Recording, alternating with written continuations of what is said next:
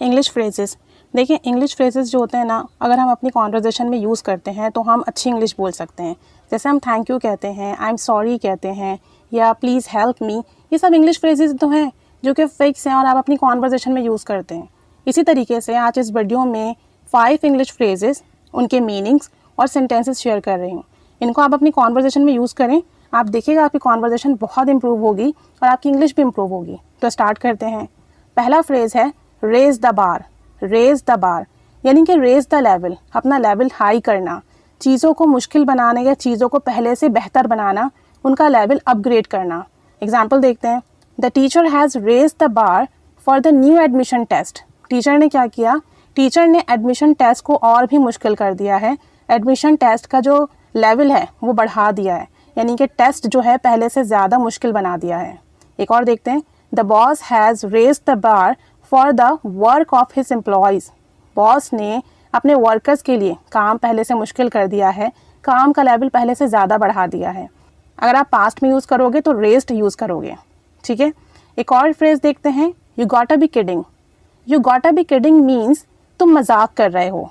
ये have got to की short form है, तो आप अगर इसको पूरा यूज़ करें तो आप you have got to be kidding कहेंगे, नहीं तो शॉर्ट फॉर्म में कहेंगे you gotta be kidding me, तुम मुझसे मजाक कर रहे हो।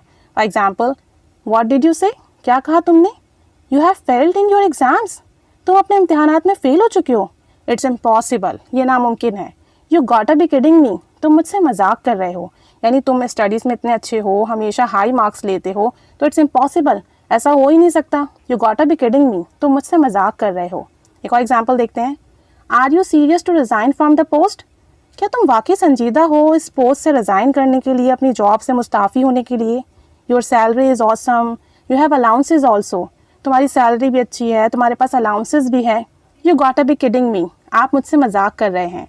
You gotta be kidding me, आप मुझसे मजाक कर रहे हैं। और आप कह सकते हो you have got to be kidding me, full भी यूज़ कर सकते हो आप। You have got to be kidding me, आप मुझसे मजाक कर रहे हो। नेक्स्ट है you wolf something down. You wolf something down means तेज़ी तेज़ी से खाना, जल्दी जल्दी खाना। हम कहते हैं ना अक्सर तुमने तो पूरा खाना हड़प कर लिया, तुमने इतनी तेज़ी से खा लिया, उसके लिए आप कहोगे you wolf something down. Past में यूज़ करोगे तो वोल्फ में ईडी लगा दीजिएगा। एग्जाम्पल देखते हैं। Last day I didn't eat anything. कल मैंने कुछ नहीं खाया, so I wolf down my breakfast and went to college. तो मैंने बहुत तेज़ी से, बहुत जल्दी जल्दी नाश्ता किया और कॉलेज चला गया। एक और एग्जाम्पल देखते हैं। चिल्ड्रन वर सो हंग्री, बच्चे बहुत भूखे थे, सो दे वोल्फ्ड डाउन देयर लंच। तो उन्होंने बहुत तेज़ी जल्दी जल्दी अपना लंच ख़त्म किया, लंच खाया। So you wolf something down means कि आप कोई भी चीज़ बहुत तेज़ी और बहुत जल्दी से खाओ।